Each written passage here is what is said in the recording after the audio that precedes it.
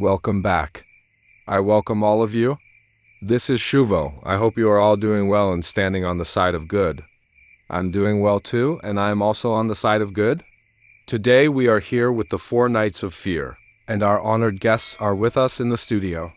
As you all know, every month we do the 4 Nights of Fear, and this time we thought we would connect with you directly from the studio. Let us know how you liked today's episode. Now we want to go straight into the story. Before going into the story, let me say one thing. Those of you who still have not subscribed to our YouTube channel, please subscribe. So let's return to the story. I will go directly into the incident. The place where this happened, brother, we cannot mention the exact location. The incident is very old, around 30 to 40 years back. The family we now have a connection with, and with whom we speak often, we currently know them as a jinn family. So let me begin the story, brother. The person this happened to, her name is Sathi. This is not her real name. She told me not to mention her full name. About 30 to 40 years ago, when she was in 9th grade, she began receiving marriage proposals from all around. Relatives, outsiders, everywhere. But her parents refused every single proposal. Because of this, a lot of black magic was done on the girl. Outsiders did it, and even the relative who wanted to marry her did it out of revenge. Because her parents said no, that family also did black magic on her. Her parents tried many things to remove the black magic.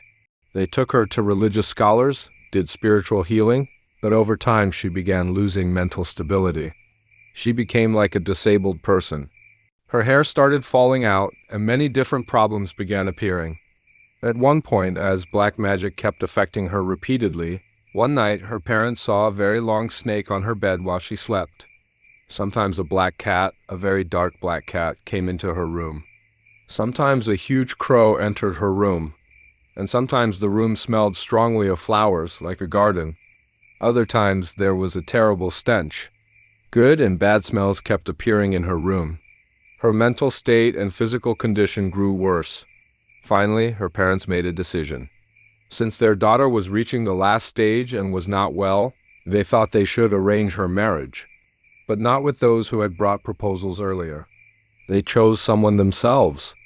They found a suitable proposal and fixed the date and everything. To heal her, they took her to many big scholars. She was getting a little better, and so they decided to proceed with the marriage. But some problems continued. Every night a snake appeared on her bed. During the day, strange things happened while she ate or stayed in her room. So they hurried with the marriage arrangements. When the discussions between the two families were complete and the wedding date was set, gifts were sent from the groom's side. Asari, jewelry, and other items. But problems were discovered among them. The wedding sari had a large section of fabric cut near the end.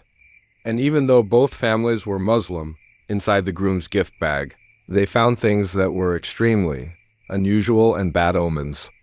Items related to black magic, including red powder and other objects used by those who practice harmful rituals. This caused a big argument. The marriage was canceled. Because the wedding did not happen, a huge fight took place. And 1 month later, the girl disappeared. She went missing. No one could find her. A long time passed. Now, the family we are connected with for the last 6 or 7 months, what we learned is terrifying. The girl did get married later, but she went far away.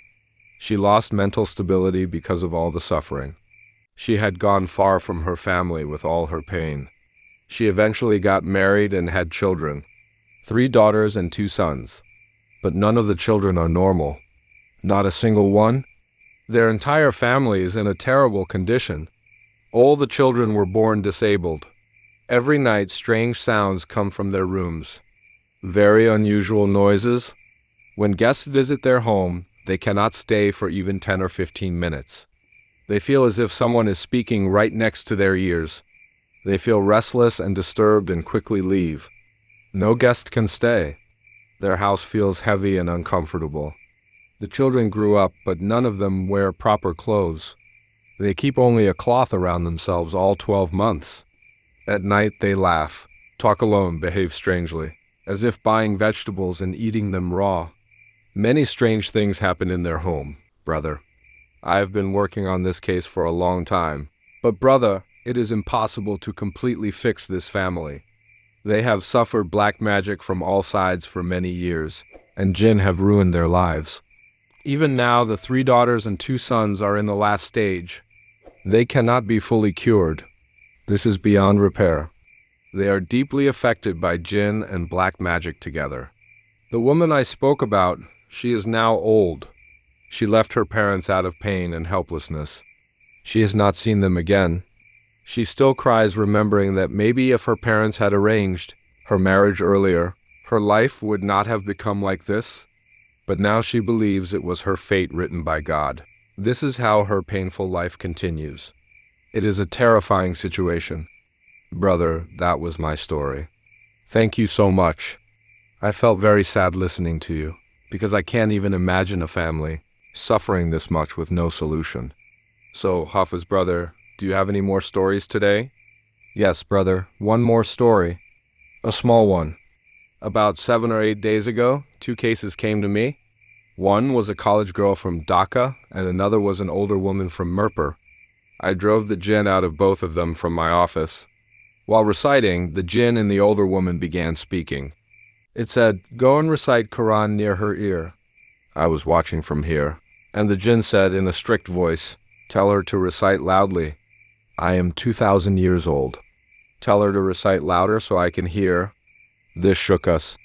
The jinn said it would not leave no matter what, but we drove it out with difficulty. The other girl, the college student, had gone to visit a house. At night, when they arranged a place for her to sleep, she looked at the girl of that house and saw her body normal, but the head looked like a fox. She was terrified. From that day, she wakes up every night screaming. She is still scared. When I was working on this, I was alone in my office. One jinn attacked me. I sent a picture to Rabia showing the scratches. The jinn wanted to stop me from removing it from the college girl. It said I must not try to drive it out. It left later, but still bothers me sometimes. That was the story, brother. I know you have been doing this work for many years. You're busy today and must leave soon, so I won't keep you. I only want to ask one thing. Helping so many people, do you ever face problems? He said problems will come. That is normal. But I am not afraid because I am Muslim. That is my greatest strength. They try to scare us, whisper near our ears, scratch us. But with Quran and faith, we are not afraid. That is my weapon. Thank you all.